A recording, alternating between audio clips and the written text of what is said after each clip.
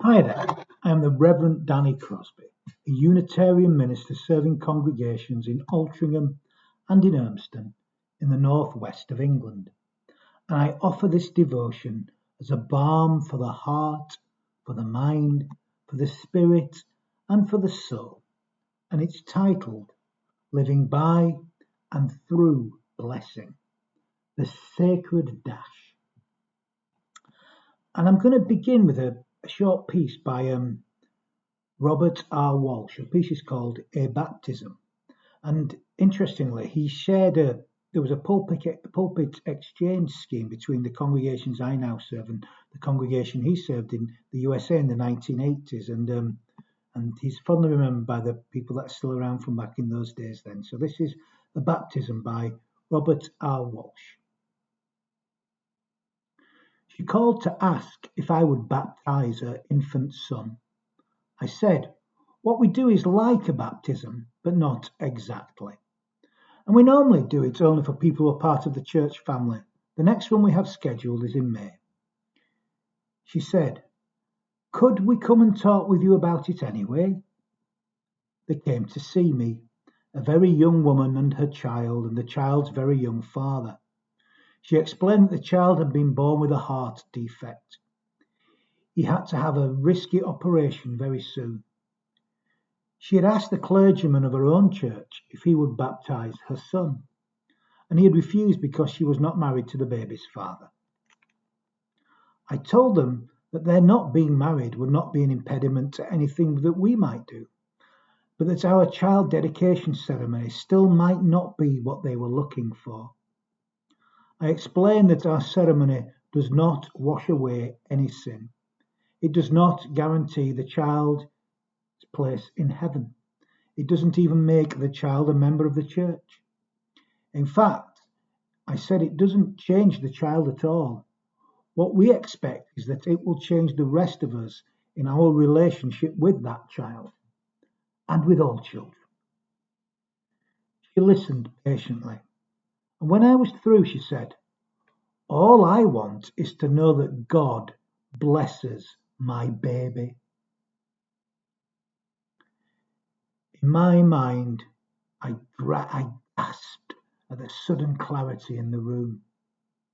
I said, with a catch in my throat, I think I can do that. And I did.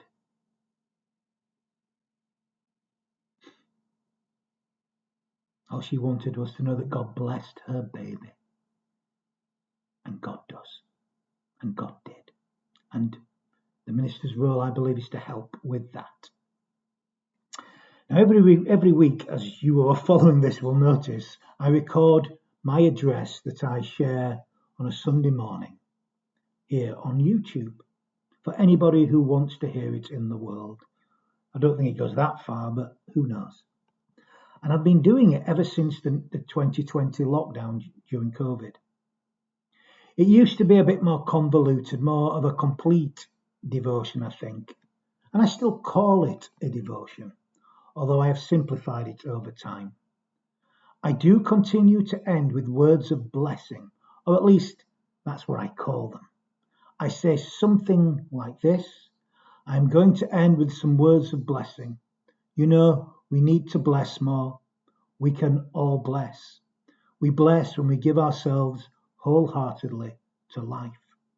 And then I offer some words of blessing of my own, which change each week, before ending with words that I actually end in my blessing on a Sunday morning at the church or the chapel with these final words. It's a kind of blessing to go out with.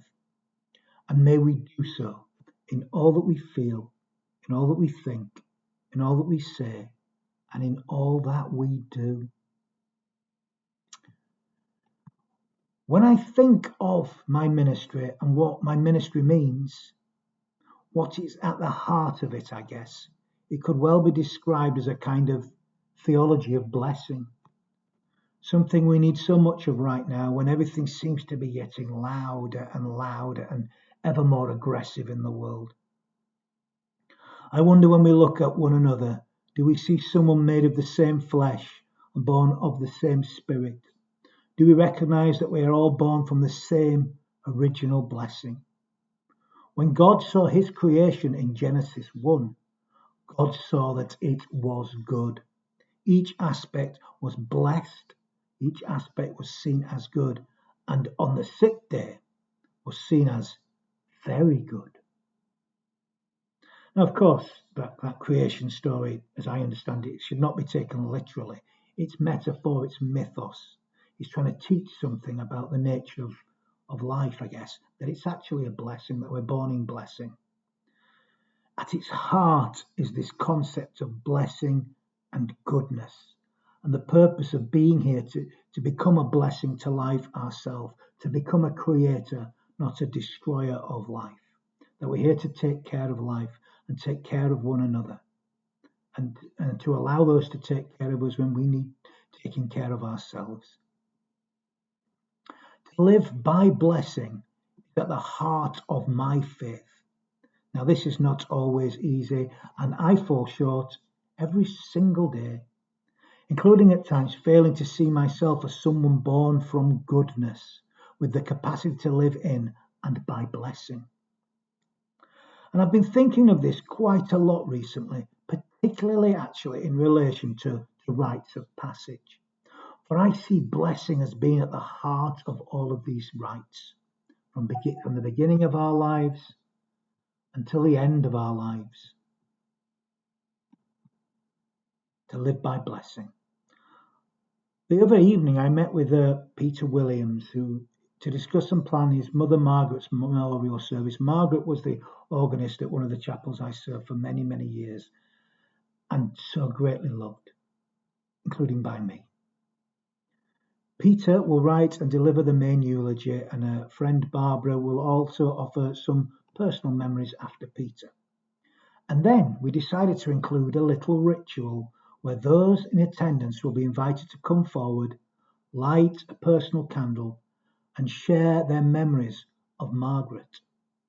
Peter wanted the community to share their memories, for as he put it, he wanted folk to share their memories of Mum, and that it's not about him or anyone else actually, but it's about everyone, that we shared the memories of her life and how we were blessed by her life. For a eulogy, after all, is a piece that praises someone. I thought it was a lovely way to remember the blessing shared and a blessing to all.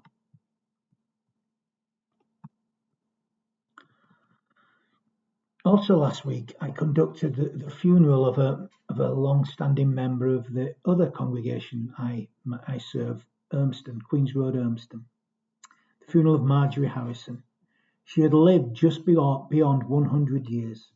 She had lived an incredible life, and one in which she had beaten the odds so many, many times.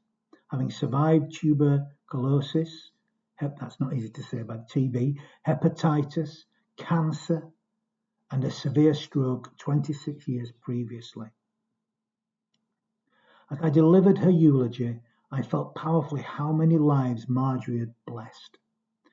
There were many, but there was one particular special way, which the gift of holidays at Great Hucklow in Derbyshire. Something she shared with her whole family and others, and I'm sure that whenever they're back there, which they'll be going twice a year, they will feel powerfully Marjorie's blessing in their hearts and souls. A blessing that will live on as they live on. She will be with them all the way. Wonderful blessing. I recently met with a young person and their mother, the young person being 13 years old.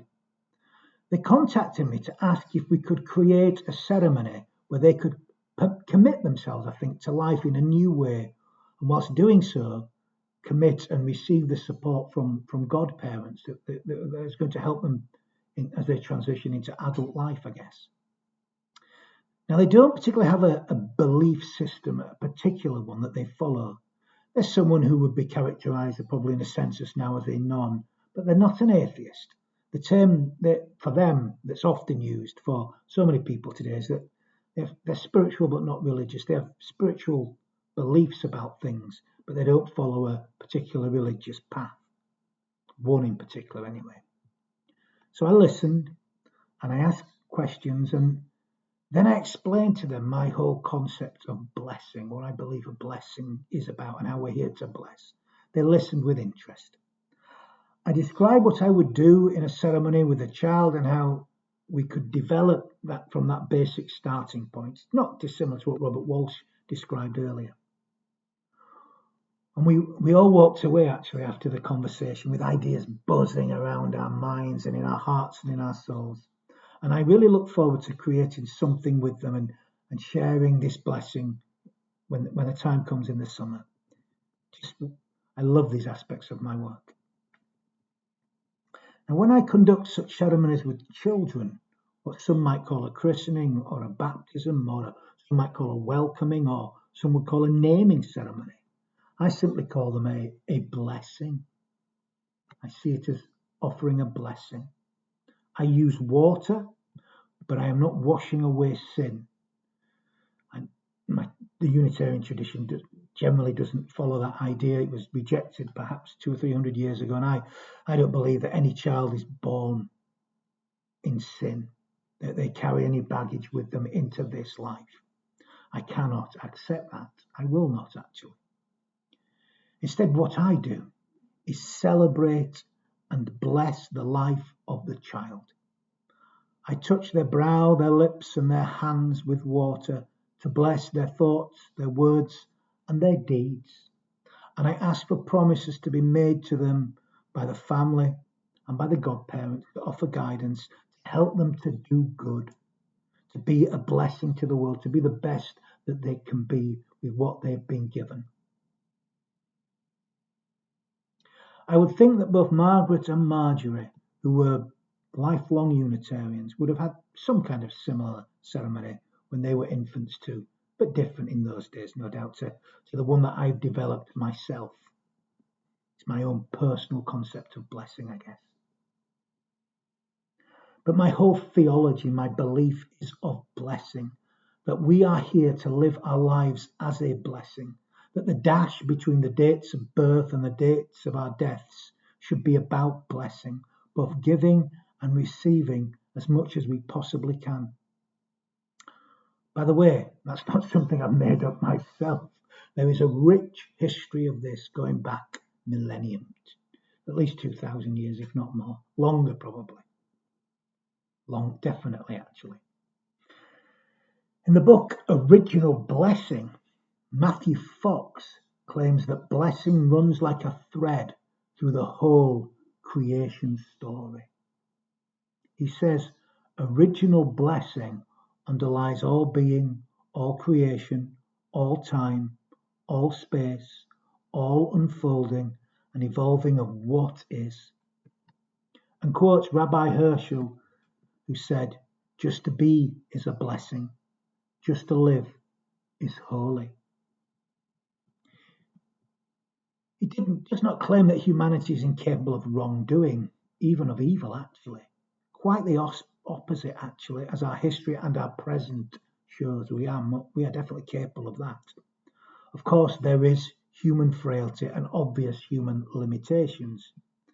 So Fox did not deny sin in the fact that we're capable of doing these things, of doing wrong, of hurting. But what he rejects is original sin. It's just not there. It's something that was developed later. What he's saying is that this brokenness also can never outweigh the many gifts that we have to offer and that life has to offer to us. That we can live a life of blessing and thus be blessed by life.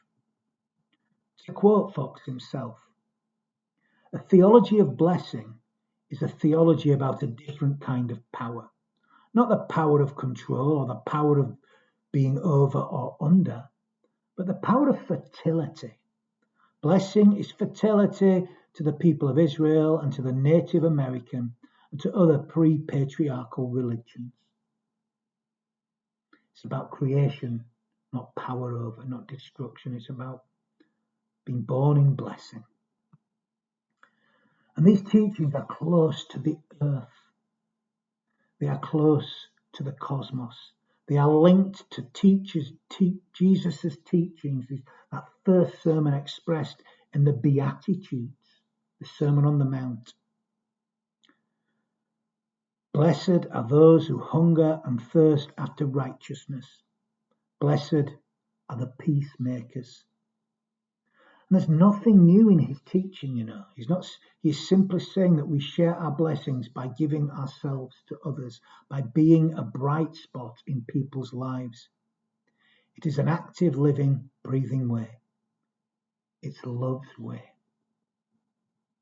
It's what we're here for. Or as I put it, we need to bless more. We can all bless.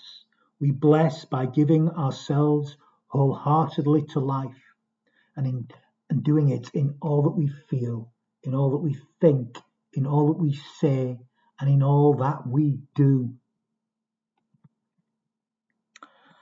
As I was driving back to Altrincham from Marjorie's funeral the other day, I was reflecting on some of the people who have blessed my life. And I was also a little caught up in some serious concerns that were weighing so heavily on my heart.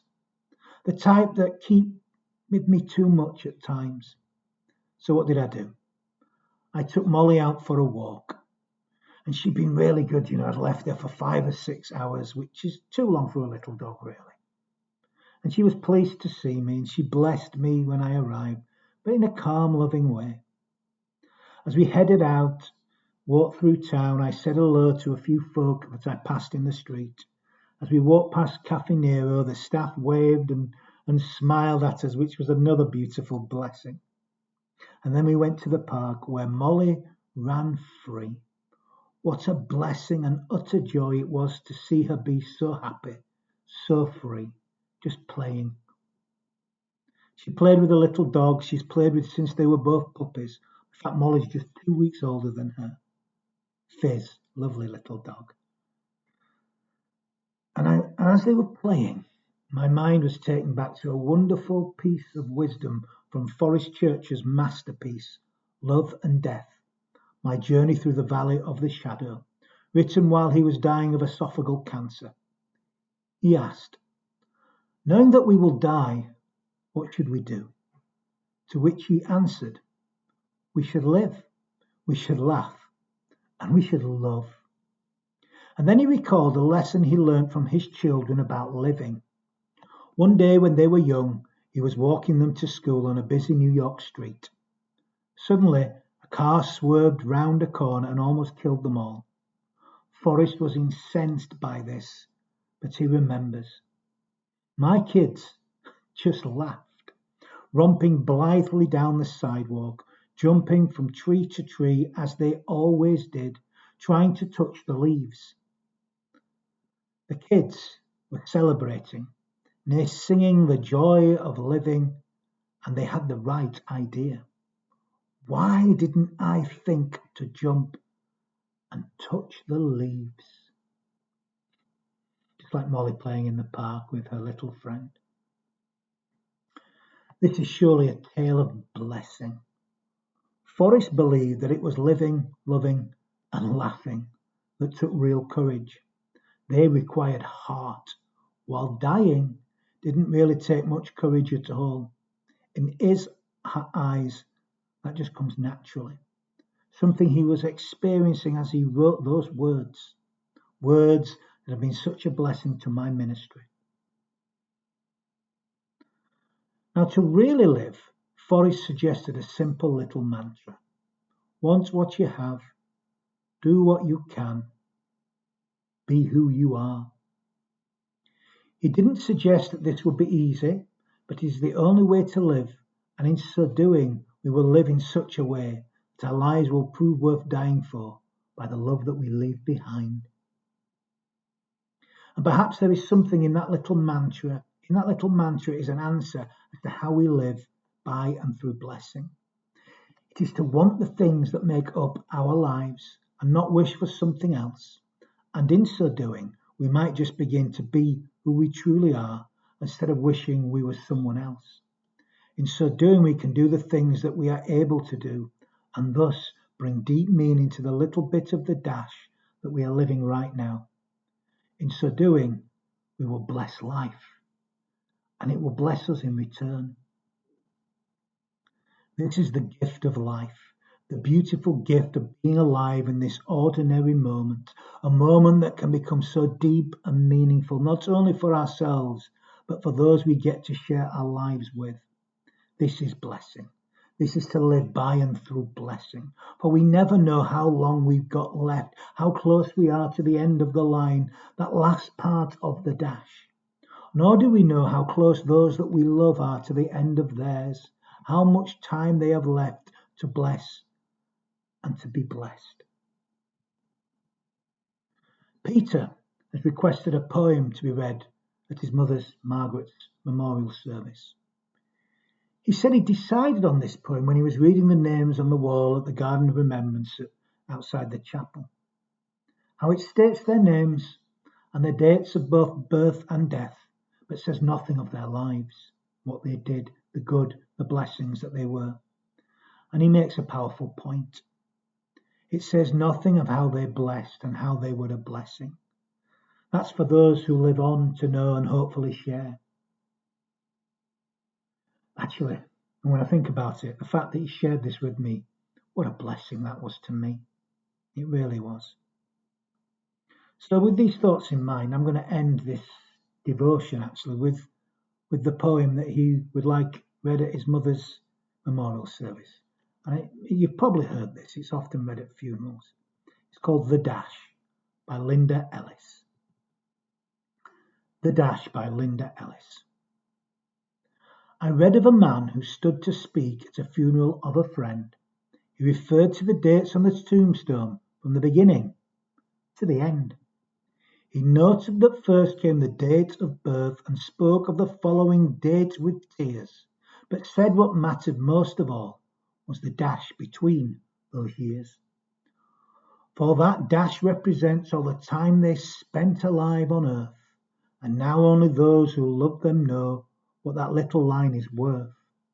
For it matters not how much we own, the house, the cars, the house, the cash.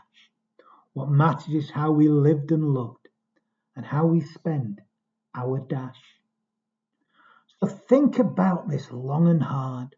Are the things you'd like to be changed, to change? For you never know how much time is left that still can be rearranged. To be less quick to anger and show appreciation more and love the people in our lives like we've never loved before. If we treat each other with respect and more often wear a smile, remembering that this special dash might only last a little while.